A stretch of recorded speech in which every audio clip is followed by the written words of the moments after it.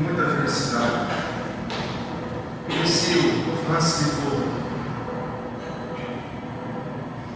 com o que diz o Salmo 115, que diz: não a nós, Senhor, não a nós, mas é o teu nome da glória, por amor da tua misericórdia e da tua fidelidade. Porque diriam as nações: onde está o Deus deles? No céu está o nosso Deus, e tudo faz como lhe agrada. Querida igreja de Deus, todas as vezes eu me sinto na obrigação de lembrar aos irmãos a solenidade desse momento. No dia em que preparou o Senhor para a sua honra e para a sua glória, esse culto solene, e que desde o momento, nos primeiros instantes em que nós chegamos aqui, nós não temos feito outra coisa senão invocar o seu santo nome, a sua santa presença, e diante dele toda a reverência, todo o tempo, todo o louvor, toda a adoração, porque os anjos estão nos observando nesse momento, a esse Deus tão alto, tão incognoscível para nós, tão sublime, tão excelso, e de lado das mais altas alturas, Ele olha para cada um de nós,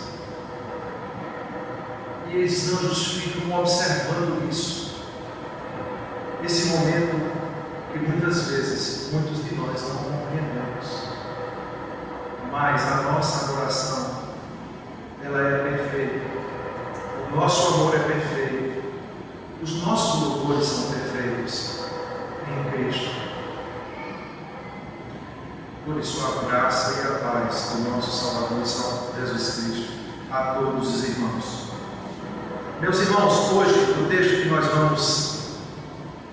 vamos ouvir da porção da palavra de Deus se encontra no livro de Josué. Josué, capítulo 7. E eu vou tentar aqui fazer uma linha do tempo, uma coisa muito rápida, para que os irmãos, antes da gente entrar exatamente no texto, para que os irmãos se situem exatamente num momento específico desta passagem. Eu começo dizendo que o livro de Josué é um livro que fala de vitória, é um momento, é um livro que trata da conquista daquela terra que foi prometida ao nosso pai Abraão por Deus. Mas até chegar lá, nós temos que fazer um exercício retrospectivo. Nós temos que lembrar da chamada do nosso pai Abraão, que sai de Ur dos Caldeus, faz todo aquele passa por Padã-Arã, vai para a Palestina, fixa ali basicamente na região de Hebron. Ali nascem os 12 patriarcas. E aí nós sabemos que de Jacó nasce José. E José é vendido pelos seus irmãos para mercadores que levam para o Egito e é escravizado. E nós sabemos o que aconteceu. Deus, de forma poderosa, de forma absolutamente maravilhosa, levanta José e coloca ele sob o governo de todo o Egito. E o povo de Deus se acomoda no Egito. Ao final de 400 anos morando na região de Gósen, o povo já não usufruía da liberdade, da consideração e dos bons tratos dos egípcios, era escravo. E era vítima de escravidão, cujos rangers de dentes e os gemidos de dores chegou ao Pai de toda misericórdia, nosso Deus Altíssimo. Deus levanta Moisés, aquele que foi tirado das águas. Moisés tira, pelo poder de Deus, pelo braço forte do Senhor, aquele povo atravessa o Mar Vermelho, leva para os pés do Monte Sinai, e lá nasce, de fato, a nação de Israel. Porque aos pés do Monte Sinai, Deus dá um estatuto perpétuo, espiritualmente falando, mas dá também as leis civis e as leis morais. Moisés guia este povo até a Canaã, chega às portas, chega lá no Jordão, mas o povo murmurava. Enviados os espias, todos eles voltam, com exceção de Josué e Caleb, com notícias de que a terra era muito boa, e a terra de fato era, mas que a terra era habitada por gigantes, e que era impossível dominar aquela terra, e muito menos fazer dela a herdade de seus filhos. Apenas Josué e Caleb diz: não, esta terra é nossa, porque o Deus dos céus nos prometeu, e o que Ele promete, Ele cumpre. Esse estado de incredulidade do povo, essa negação do poder de Deus em realizar suas promessas, fez com que o povo retornasse do ponto que estava para o deserto. Veja o que a incredulidade é capaz de provocar no coração do Deus, igreja. 40 anos Deus treinando o seu povo no deserto, pela sua muita murmuração, pela sua incredulidade. E aí nós vamos nos aproximando. Chega um momento em que Deus substitui Moisés por Josué. Deus chega para Moisés e fala que há uma necessidade de substituição. Moisés já cumprira o seu propósito. Eis que subirás ao monte, contemplarás a terra prometida, mas digo que tu, Moisés, não entrarás nela. Nós sabemos porquê, nós conhecemos a história. É algo que dói no nosso coração, mas é impossível Deus cometer uma injustiça. Nós ainda não compreendemos a Deus. Josué é levantado. A conquista, a responsabilidade da conquista é posta em suas mãos. Nós vemos no primeiro capítulo de Josué algo lindo, maravilhoso. Um Deus que anda com o seu povo, como andou no deserto. Era uma nuvem, uma coluna de nuvem pela manhã para abrigar dos terrores, do sol escaldante e mortífero do deserto, e uma coluna de fogo, de luz durante a noite. Um Deus que andou 40 anos com o seu povo no deserto, chega para o seu líder Josué, temeroso, pernas trêmulas, vacilante, como foi Moisés no começo: não temas, eu sou contigo. Ser corajoso, Josué. O povo de Deus atravessa o Jordão, porque Deus abre as águas do Jordão. Está diante agora do grande desafio. Está diante do povo de Israel, a terra de Canaã, que Deus prometera por possessão, que deveria ser conquistada, porque Deus é um Deus maravilhoso, e Ele se utiliza de uma pedagogia que muitas vezes, meus queridos irmãos, nós não entendemos, porque temos uma visão absolutamente mística do Deus de Israel, do Deus do pacto, do Deus da aliança. Ele caminha com o seu povo aprende com Ele, o seu povo ganha intimidade com Ele no deserto, nas lutas, nas provações. Há momentos em que Ele diz: apenas observa e vê que eu sou Deus. E há momentos em que Ele diz: vai, porque eu sou contigo. Mas em todos os instantes, quer em uma ou outra situação, Ele é um Deus presente. Jericó está à frente. É uma cidade fortaleza, uma cidade fortificada, praticamente inexpugnável. Lá dentro, um povo versado na arte da guerra, equipado com o que existia na época de mais moderno na época utensílios de guerra, armas, contra um povo que acabara de sair do deserto. Um povo que houve situações de combate no deserto, mas que não poderia se dizer que era um povo equipado, um povo versado na guerra, um povo bem aparelhado.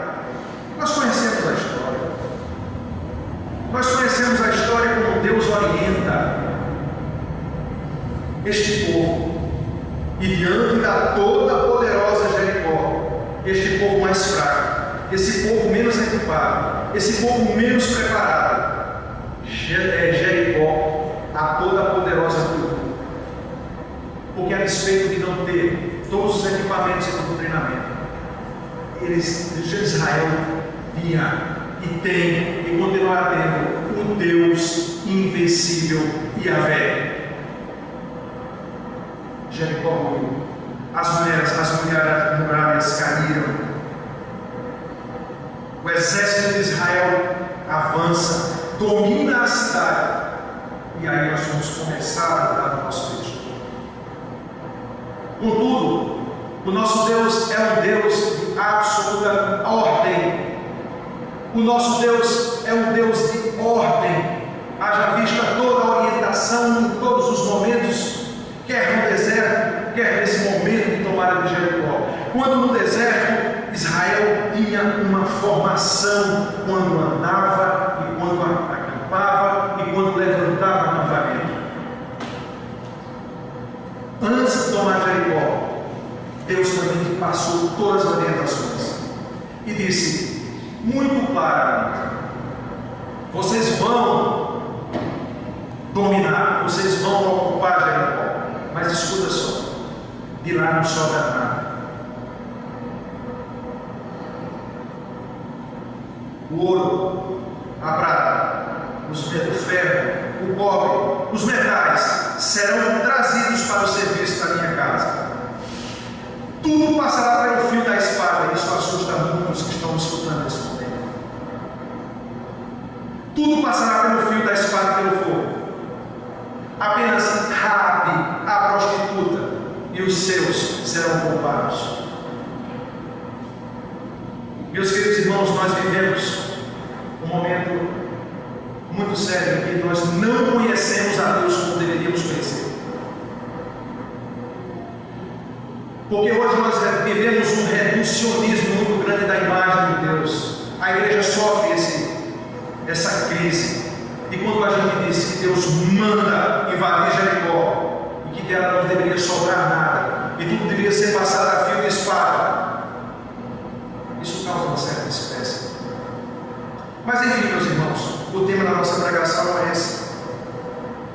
Passada essa orientação, tudo ia muito bem, estava tudo muito bom, mas algo muito sério aconteceu. Algo muito sério aconteceu, meus queridos irmãos. Algo que provocou a ira de Deus. O nosso irmão Acã, um dos valorosos soldados de Israel. Vamos ver no versículo 1 do capítulo 7. O que é que está dizendo aí, irmãos? E prevaricaram os filhos de Israel no anátema, porque Acã, filho de Carmi, filho de Zerli, filho de Zerá, da tribo de Judá, tomou do anátema. E está dizendo o que aqui, irmãos? E a ira do Senhor se acendeu contra os filhos de Israel. Aqui nós podemos já começar a trabalhar algumas coisas, irmãos, no sentido de nós olharmos para Deus como de fato Ele é. Deus não mudou, meus irmãos. Deus é um Deus que se ira. Mas essa ira que está colocada aqui não é raiva humana. Não é raiva humana. Deus é um ser perfeito. A ira de Deus, ela se levanta contra todo o pecado, contra toda a injustiça, contra tudo aquilo que afronta a sua santidade. Nós temos que entender que Deus é amor, Ele é amor, mas Ele também é justiça, que Deus é misericórdia.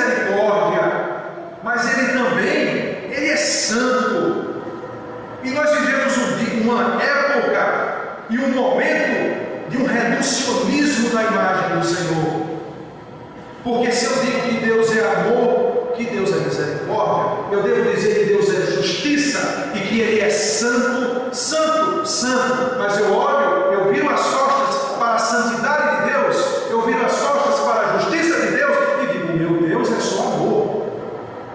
Ah, não, o meu Deus é só amor. Irmão, eu estou lhe apresentando o Deus da Bíblia.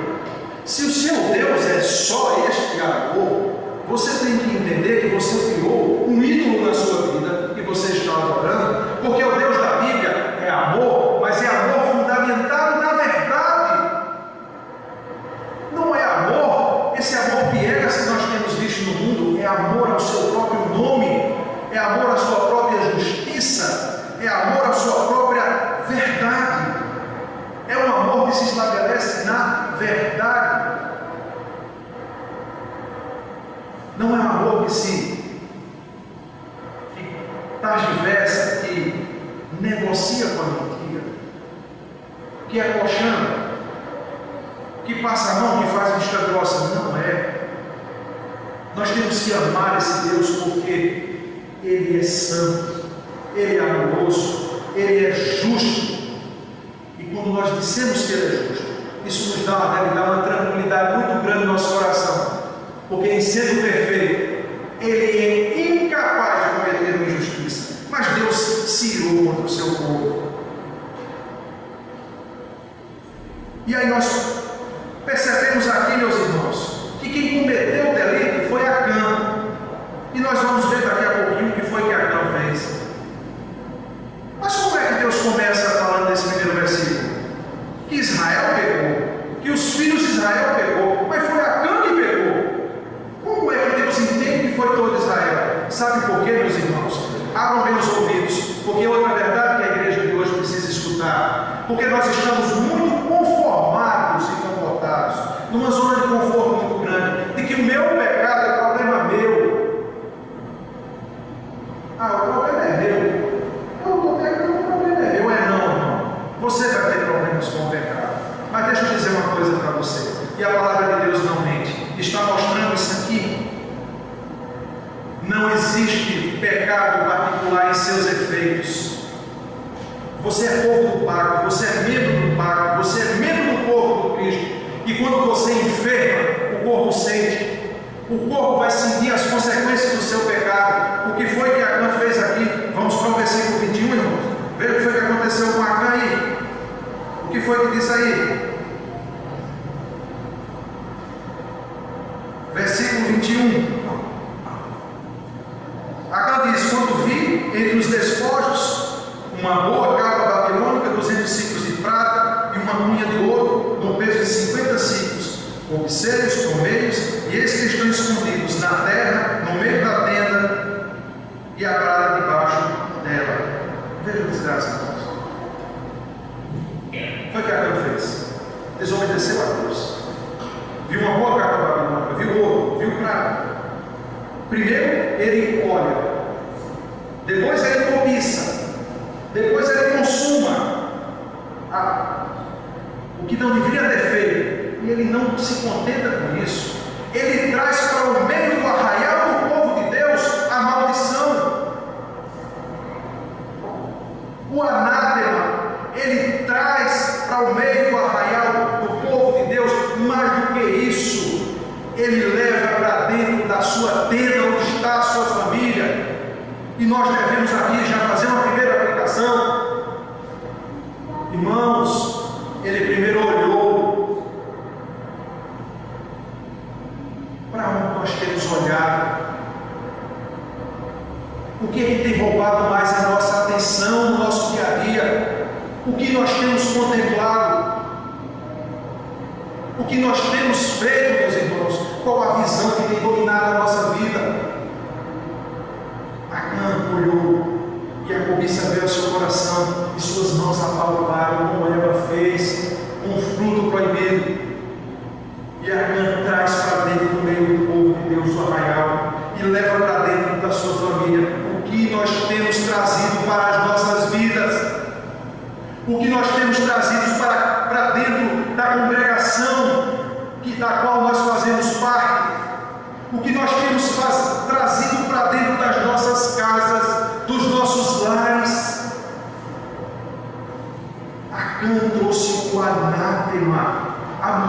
visão para dentro do povo, do arraial do povo de Deus, Israel. Um homem. E Deus se refere a isso como Israel pecou. Sabe por quê? Porque nós somos o povo da aliança. Porque Ele é o Deus do pacto. Nós somos o povo da aliança. Nós somos a promessa de Deus feita a Abraão. Nós somos os filhos da fé. E a igreja também perdeu esta visão. Cada um acha que é cada um. Por isso que nós temos, meus queridos irmãos, que vigiar por nossa vida. Por isso que nós temos que orar uns pelos outros. Porque a Bíblia não mente e fala, a Bíblia fala fartamente e usa metáforas de que a igreja é um organismo vivo. O próprio Senhor Jesus falou isso, que nós somos o quê?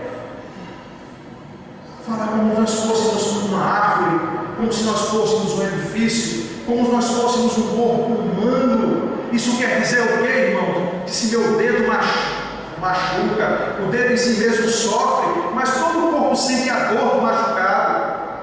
Se o meu fígado enferma, meu corpo sofre. Nós somos o povo do pacto, nós somos o povo de Cristo, do qual Ele é o cabeça. Nós temos que cuidar um dos outros e da nossa própria vida. Está claro isso, meus queridos irmãos? Vamos para o versículos 2 ao versículo 5. Nós vimos a desobediência de Adão. Agora nós vamos ver aqui o que aconteceu. Lendo aqui os primeiros 4 versículos. Enviando, pois, já havia dominado Jericó, enviando, pois, Josué de Jericó alguns homens a Ai. Ai era uma pequena cidadezinha, uma pequena cidade, mais ou menos a 24 quilômetros subindo de Jericó. E ele mandou os espias para lá, que está junto a Bet-Aven, da banda do oriente de Betel, e falou-lhes dizendo: subi e espiai a terra. Subiram, pois, aqueles homens, espiaram Ai, e voltaram a Josué e lhe disseram: não suba todo o povo, suba uns 2.000 ou 3.000 homens a ferir Ai. Não fatigueis ali todo o povo, porquanto são poucos. Veja só, meus irmãos. Com Deus, Israel derrotou a toda poderosa Jericó. Mas nós vamos ver aqui, meus irmãos, nos versículos 4 e 5, o que foi que aconteceu. Assim subiram lá do povo alguns 3.000, os quais fugiram diante dos homens de Ai. E os homens de Ai feriram deles alguns 36, e seguiram desde a porta de Serafim, e feriram-lhe na descida.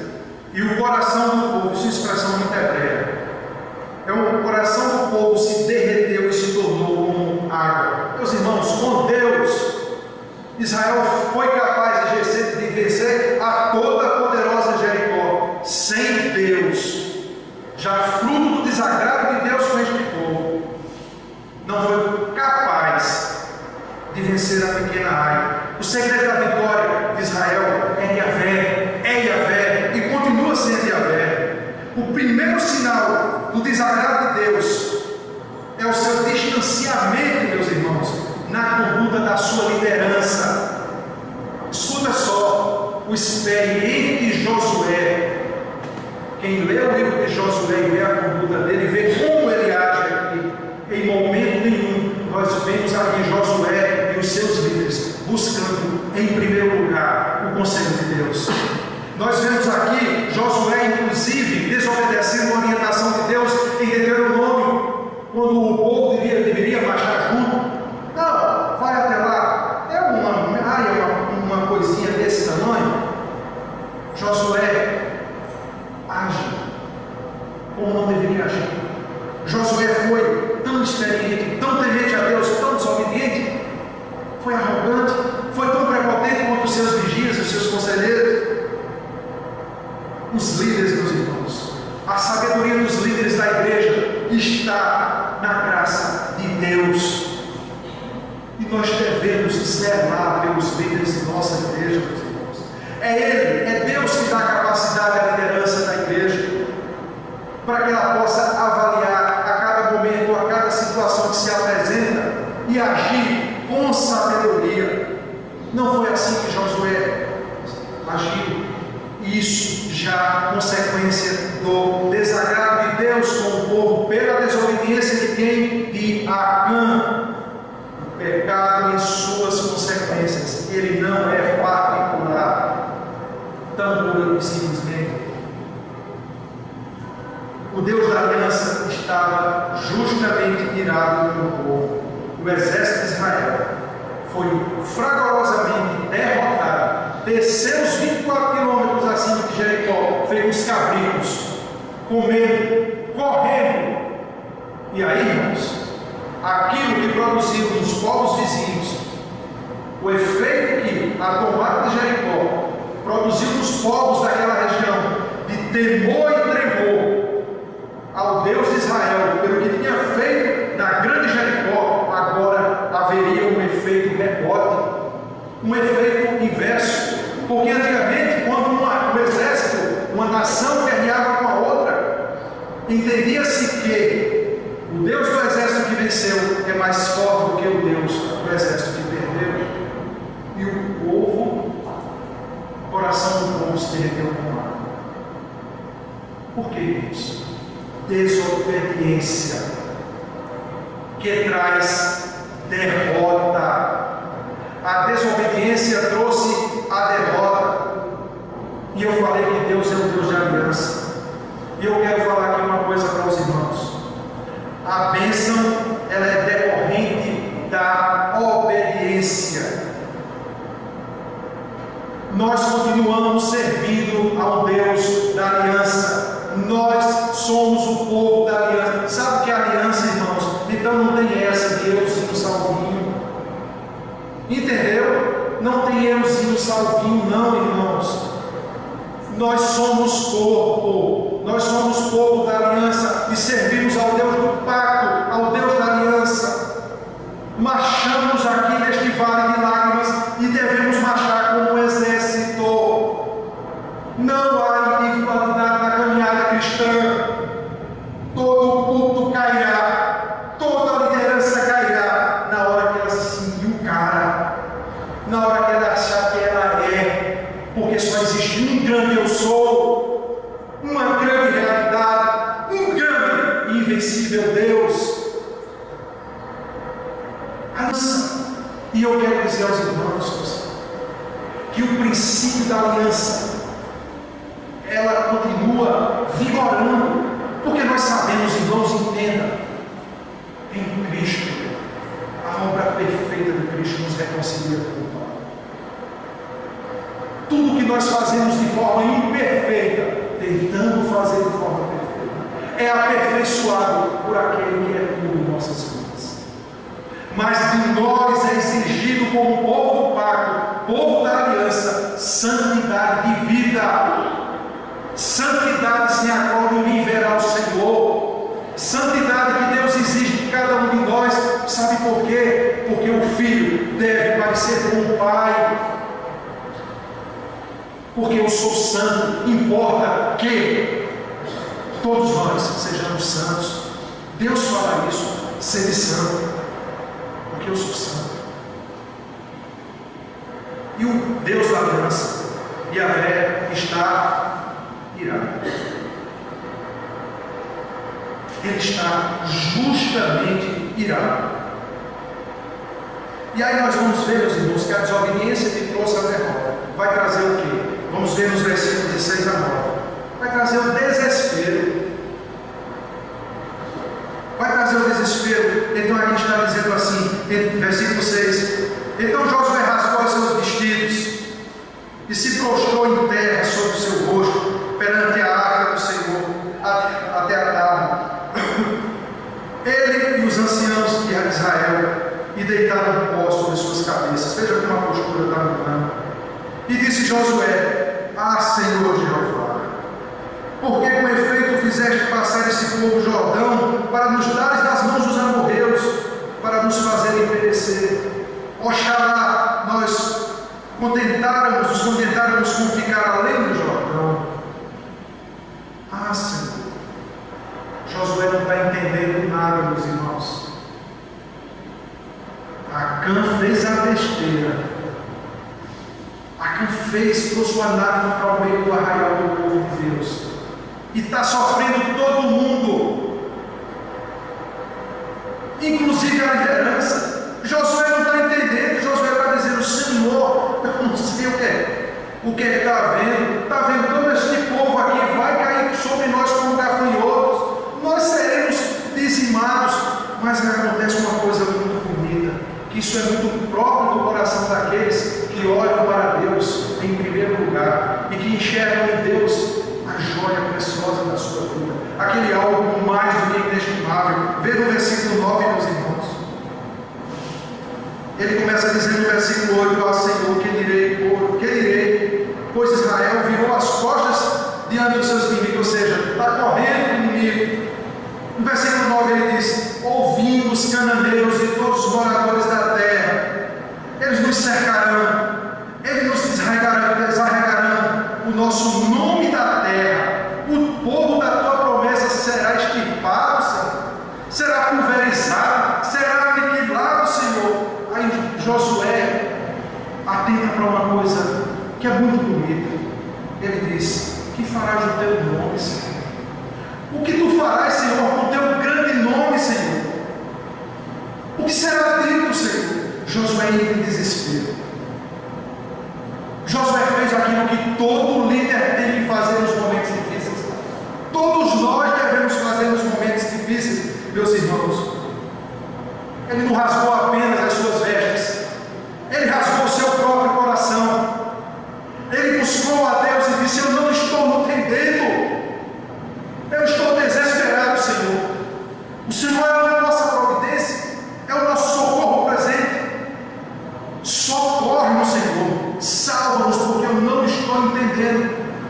Josué conhecia a Deus e por isso apelou para o seu grande nome, porque ele não sabia o que estava acontecendo. Ele apelou para a dignidade do nome de Deus, para a grandeza do nome de Deus.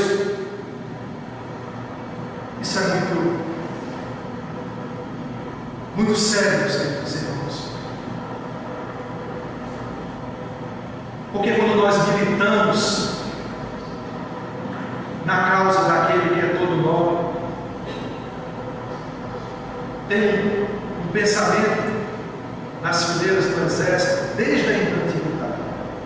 Isso ficou muito, mas muito claro na conduta de Urias, que um soldado é desonroso para um soldado negociar, fazer negócios enquanto a guerra está acontecendo.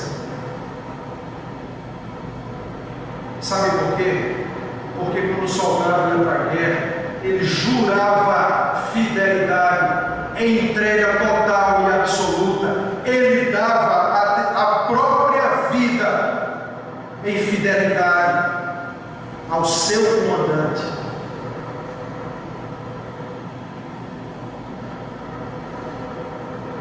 A desobediência que trouxe a derrota, que trouxe o desespero. E aí, como eu falei, meus queridos irmãos, Josué disse: Senhor, não estou entendendo. E não estava mesmo, porque ele não sabia. Ele não sabia, meus irmãos, o que estava acontecendo. Apesar da sua ira contra seu povo, Deus não o abandonou. Deus não nos abandona, meus irmãos. Não virou as costas, nem se calou.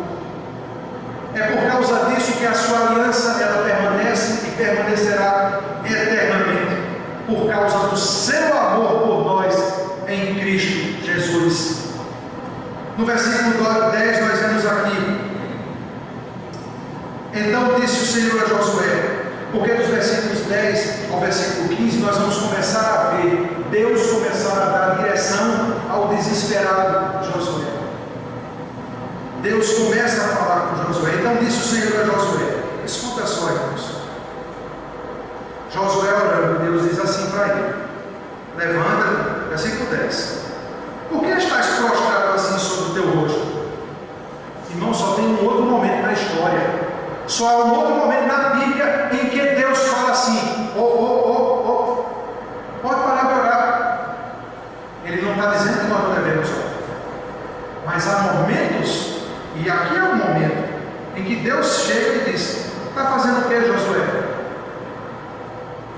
Lembra lá quando Moisés estava de frente para o mar vermelho? Depois que Deus havia feito tudo que nós sabemos que ele em que ele ficou de frente para o Mar Vermelho, e vinham as tropas do Egito, do faraó lá atrás, e Moisés, como qualquer um de nós devemos orar. Se tem alguém que tem autoridade para parar de dizer para nós pararmos de orar, e só ele sabe, e que ninguém se atreva a fazer isso, é ele, é Deus. Chega para Josué e diz para Moisés: o que é que você está fazendo, Moisés?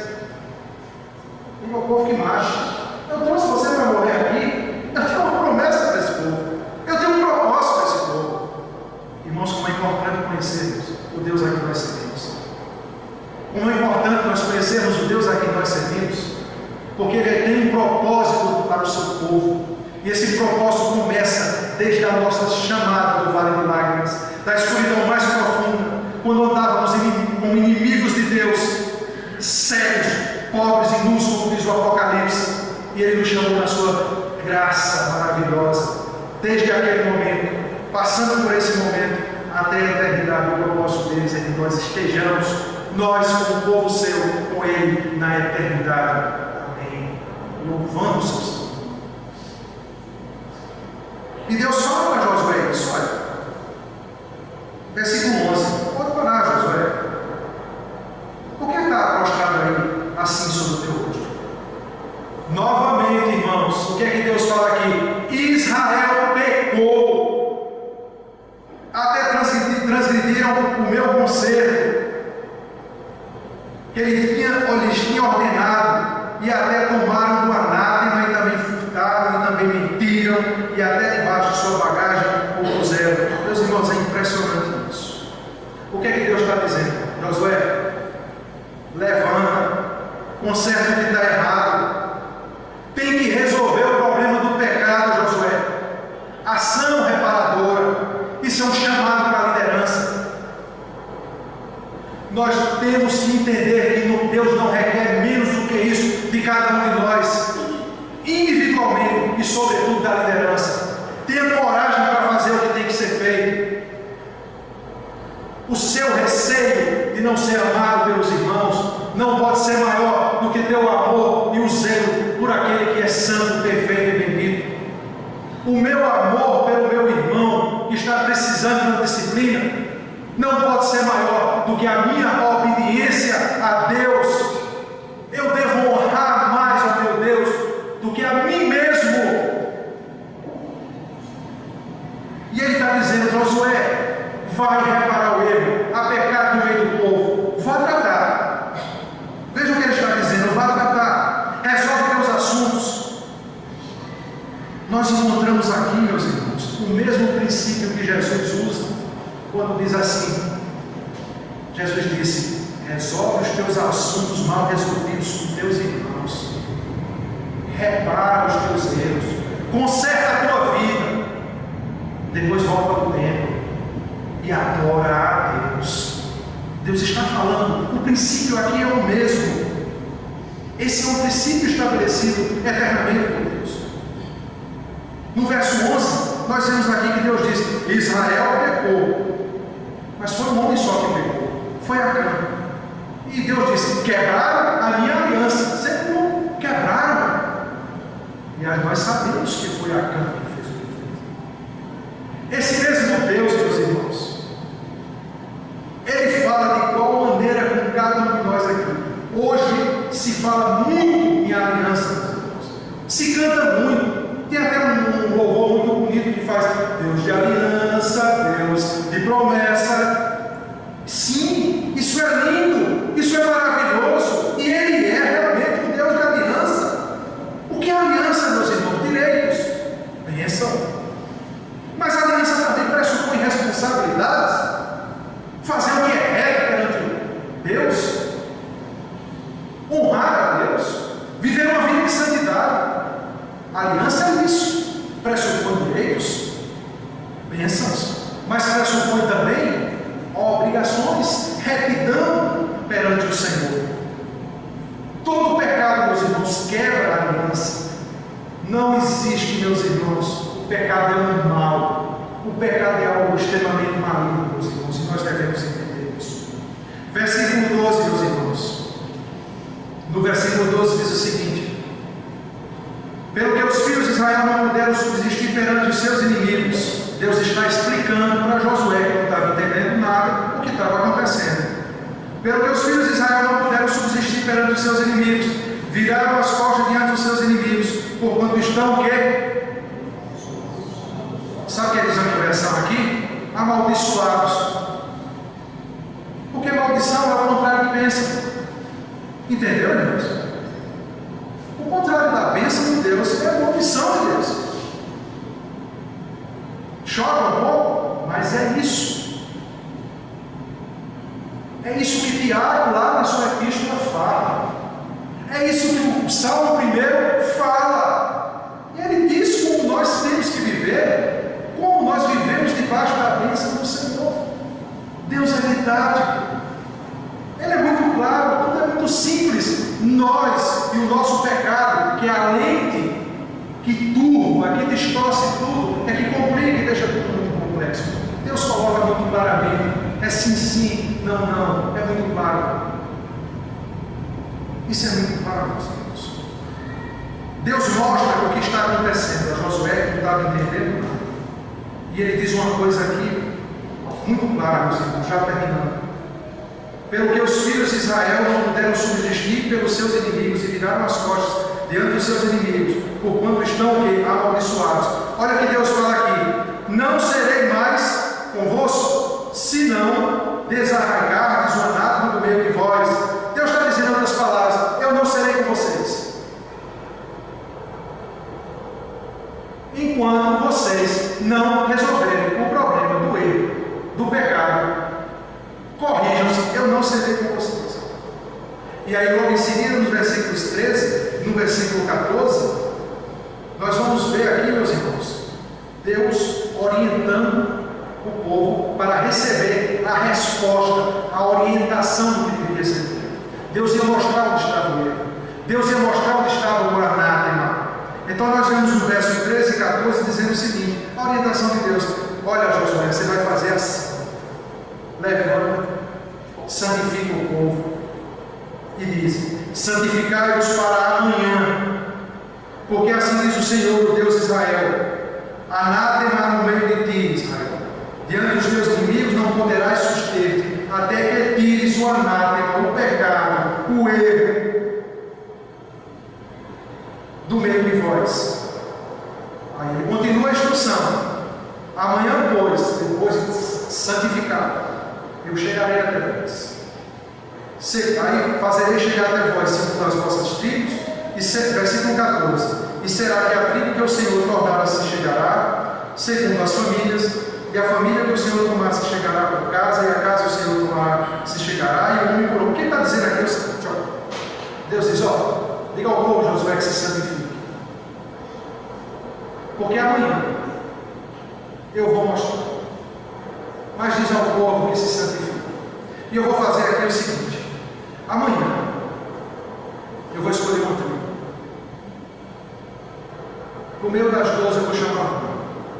E depois, no meio dessa tribo que eu escolher, eu vou chamar uma família. E da família que eu escolher, eu vou escolher uma casa. E dos homens daquela casa, eu vou mostrar a você quem foi. Outro princípio que nós não devemos esquecer, que nós falamos e parece que não refletimos e não acreditamos. De Deus não se esconde nada, irmãos. Nada nem ninguém pode se afastar dos olhos de Deus. Agora, meus irmãos, a gente pode fazer uma pergunta. Eu só peço um pouquinho mais de paciência, meus irmãos, porque essa lição é muito valorosa para nossas vidas. Por que Deus não fez assim? Josué, vem cá. Foi a Cã, Deus não podia ter dito logo? Foi a Cã, Josué. Mas a gente pode. Por que Deus não fez assim? Primeiro, irmãos, Deus deu uma oportunidade para Cã. E Deus sempre nos dá uma oportunidade. Deus deu uma oportunidade para Cã confessar o seu pecado. Eu ouvi o que o presbítero Cláudio falou. E vi o que ele falou, e vi o que Deus falou através do Espírito Santo, através de João.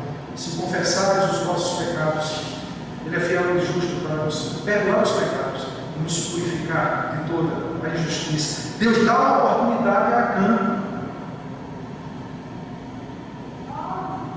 Essa oportunidade, meus irmãos, é a oportunidade que Deus deu para toda a comunidade de Israel naquele momento. Não só Acã, mas imagine como aquela noite não deve ter sido longa. Ou noite que deve ter sido longa, meus irmãos. Imagine só a noite toda, os pais reunidos ali em suas casas, imaginam até em volta de uma fogueira, que era a tradição, e um pai chegar para o filho e dizer: meu filho, eu te peço, foi você, minha filha, porventura, meu filho, foi você. A conversa que os pais devem ter, cada um examinando a si mesmo, procurando aquilo que foi de tanto agrado para Deus. Noite longa. E aí nós vemos aqui, meus irmãos, nos versículos de 16 a 22, a descoberta, meus irmãos. A descoberta. Josué fez exatamente o que Deus mandou. E aí nós vamos ver aqui. Então Josué se levantou de madrugada e fez chegar, 16, chegar a Israel, segundo as suas tribos, e a tribo de Judá foi tomada, e fazendo chegar a tribo de Judá, com a família de Zaqui, e fazendo chegar a família de Zaqui, enfim, meus irmãos, o que aconteceu aqui? Nós vamos até aqui, até o versículo 19, o relato, em que Acã é descoberto. Chega, vai de tribo, vai de família, vai de casa, vai de homem por homem, chega a Acã. E Acã, uma vez descoberto, ele declara aqui. O que eu acho interessante aqui no versículo 19 é a maneira como Josué fala com Acã, no versículo 19. Josué diz assim: então disse Josué a Acã: filho meu, olha só, que linda. Acã é uma pessoa querida no meio do povo de Deus. Acã era alguém querido de Josué. Filho meu, dá, peço glória a Deus, Deus de Israel, e faz confissão perante ele, e declara-lhe agora o que foi que você fez no oculto. E respondeu Acã a Josué, versículo 20: verdadeiramente pequei contra o Senhor, Deus de Israel, e fiz assim e assim. Como nós vimos no versículo 21, viu uma boa capa babilônica, viu ouro, viu prata. Essa expressão, verdadeiramente peguei contra o Senhor, foi a mesma expressão que Davi, quando foi pego com a boca da botija, quando foi confrontado pelo profeta santo de Deus, com um coração duro, cauterizado pelo pecado, só percebeu que era ele quando o profeta, depois de contar a história do homem que tinha muitas ovelhas e que veio pegar suas ovelhas e matar uma delas e oferecer para o seu visitante, matou daquele que só tinha a única ovelha. Lembra dessa história? E daí o profeta vai contra Davi, e Davi se ira, e esse homem é digno de morte, e ele tem que morrer, e o profeta diz: és tu. A mesma expressão que Davi, na hora que cai em si, fala, é a mesma expressão que Acã usa. Verdadeiramente, peguei contra o Senhor.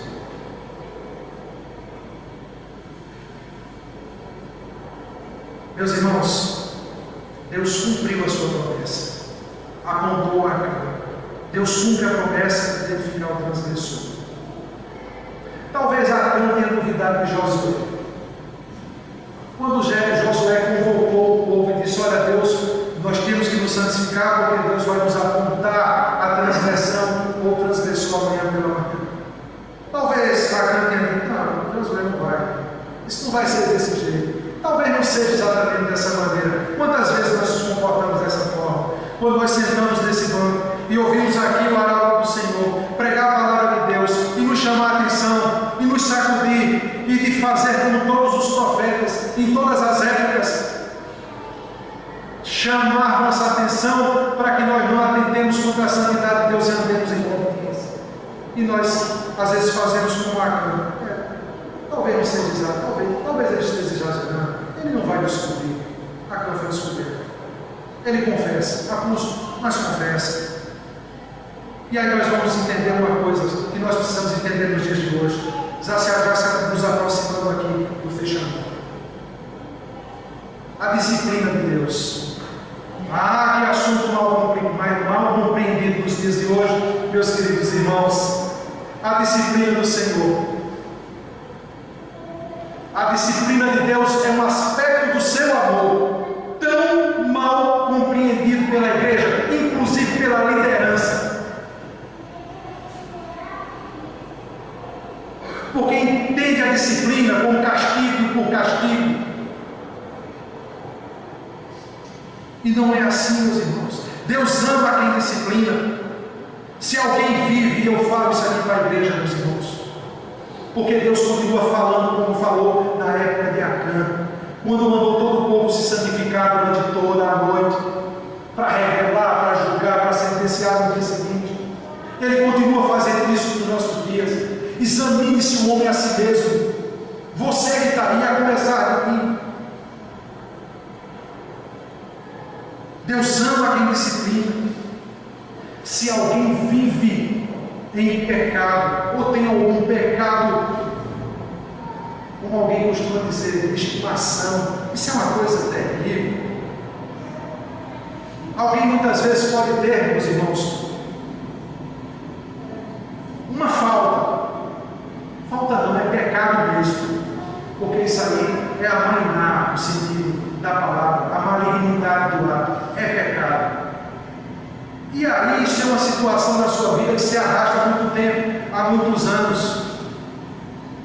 E essa pessoa, por não receber o tratamento ainda, acha que ela é especial, que Deus a trata de uma forma diferente. Cuidado, meu irmão, porque Deus disciplina aqueles a quem Ele ama. E se você não recebeu ainda a justa disciplina de Deus, tome muito cuidado. Isso não é motivo para você se sentir especial, não. É para você se preocupar e muito. Porque Deus é justo e Ele age no meio do seu povo. E eu quero aqui apenas para ilustrar, meus irmãos, a figura do pastor, que é tão colocada na Bíblia. O cajado do pastor. O cajado do pastor não é só para espantar o urso, como o exemplo de Davi, o leão, o lobo. Também é para isso, mas nós não compreendemos, porque há um sentido muito grande na figura do pastor. E estou falando isso em relação à disciplina. Alguém contou que um determinado turista de Israel estava observando um pastor tradicional da região, cuidando das ovelhas, e havia uma ovelha arredia. Ali no final do cajado, não tem uma curva, ele observou, o turista observou, quando o pastor pegou uma ovelhinha arredia e fez assim aqui na perna dela, aquilo ali é para isso, dá uma volta, tum! Que crueldade, né, irmãos? O turista também achou isso. Ficou tão transtornado que se levantou para tirar a satisfação, para ir em direção ao pastor e chamar a atenção dele. E o guia turístico teve que acalmar o ponto dele. Disse: não, rapaz, para aí, você não está entendendo o que está acontecendo aqui. Para um pouco, me escute, observe mais um pouco. E aquela ovelha, observe o que vai acontecer. O pastor, depois de ter feito o que fez, ele pega a ovelha a partir daquele momento e põe nos braços. Ele vai andar com aquela ovelha agora no braço. Aquela ovelha arrepia, que desgarra, que está sempre à mercê das feras, porque toda ovelha que se desgarrava, ela era uma presa fácil para lobos, para leões e para ursos, quando não caía no precipício. E esse efeito de fazer isso que o pastor ele faz com as ovelhas, a partir daquele momento ele anda com essa ovelha nos braços, aquela ovelha desobediente, e ela vai começando a se acostumar com o cheiro do pastor. Ela vai continuar a se acostumar com o corpo, o calor do corpo do pastor. Ela vai começar a se acostumar com a voz do pastor. Lembra do que o maior pastor, o pastor das nossas almas, falou? As minhas ovelhas ouvem a minha voz. me conhecem e me servem. Aquela ovelha, com o passar do tempo, mesmo já estando recuperada, pela proximidade, pelo cuidado, ela não se afastará mais do pastor. Ela se habituará a andar com ele, amará o pastor, terá intimidade.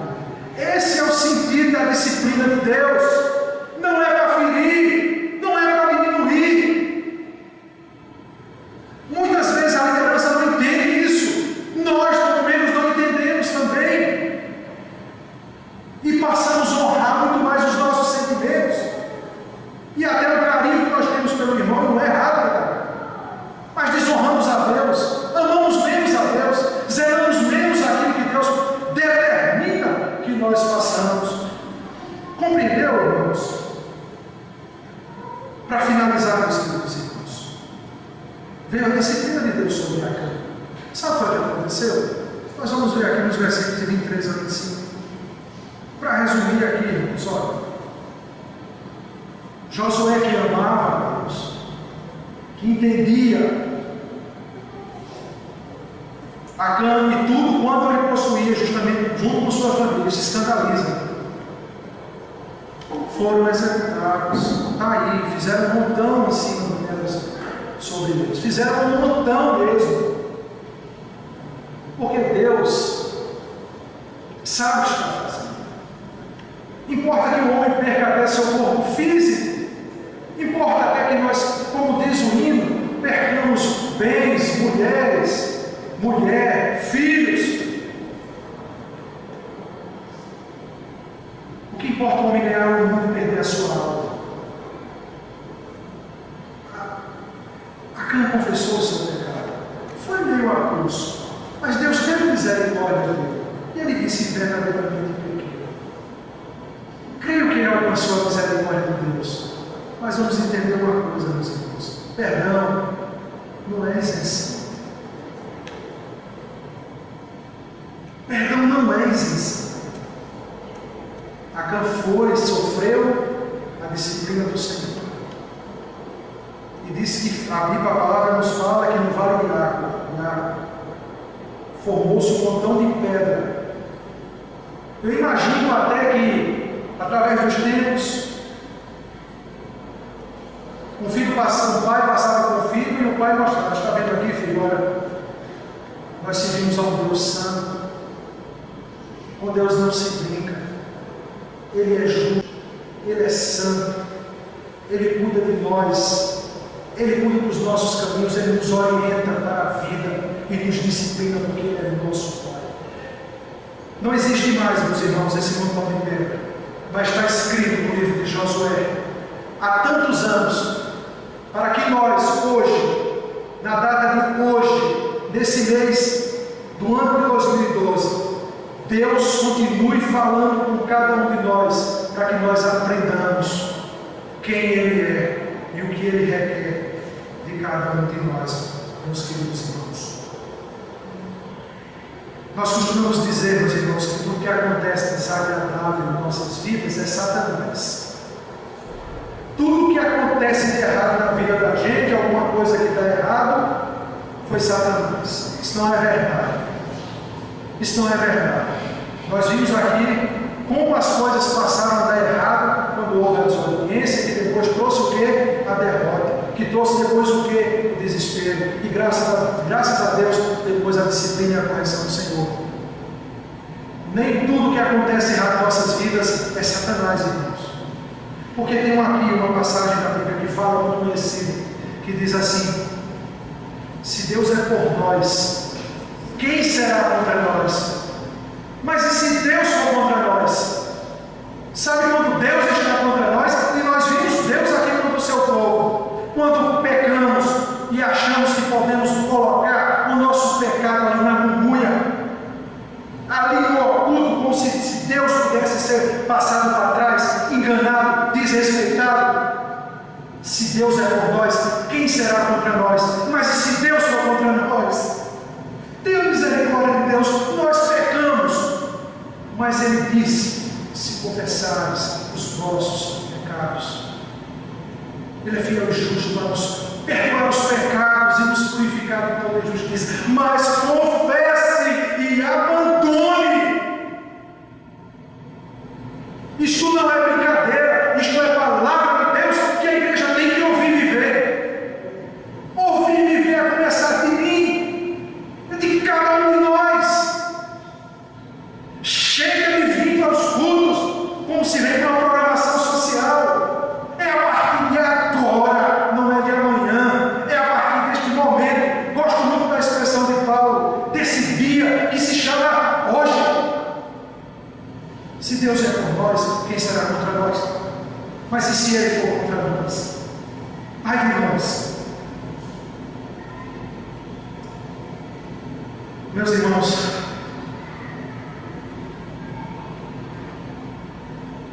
eu gostaria de todos nós, cada um de nós aqui presente, nós refletíssemos o porquê de Deus ter trazido, a começar por mim, cada um de nós aqui nessa noite, cada um de nós aqui nessa noite, para escutar uma palavra como essa. Santifica, ó povo de Deus. Confessa os teus pecados e abandona os teus pecados. Que Deus nos abençoe. Movemos nossas cabeças, meus irmãos. Vamos orar. Senhor Deus eterno e soberano Pai, Senhor, muito obrigado. Senhor, muito obrigado. Obrigado pela tua palavra, Senhor. Obrigado pela tua repreensão santa. Obrigado, Senhor, pelo teu cuidado com cada um de nós. Senhor, tu conheces a cada um que está aqui. Tu conheces a cada um desses teus filhos, ó Deus. Tem misericórdia de nós. Dá-nos força, Senhor. Dá-nos a tristeza, Senhor, que vem de Ti, que gera, Senhor, o arrependimento para o abandono dos pecados. Ó Deus, eu sei que tenho muitos. Como tenho, Senhor? Ensina-me, Senhor, ensina-nos, Senhor, o temor do Teu santo nome, amar aquilo que Tu amas e odiar, Senhor, aquilo que Tu odeias, para que nós sejamos, Senhor, parecidos e conformados a cada dia mais e mais com o Teu Filho amado Jesus Cristo, nosso Senhor e Salvador. Em nome do Senhor Jesus, assim nós oramos.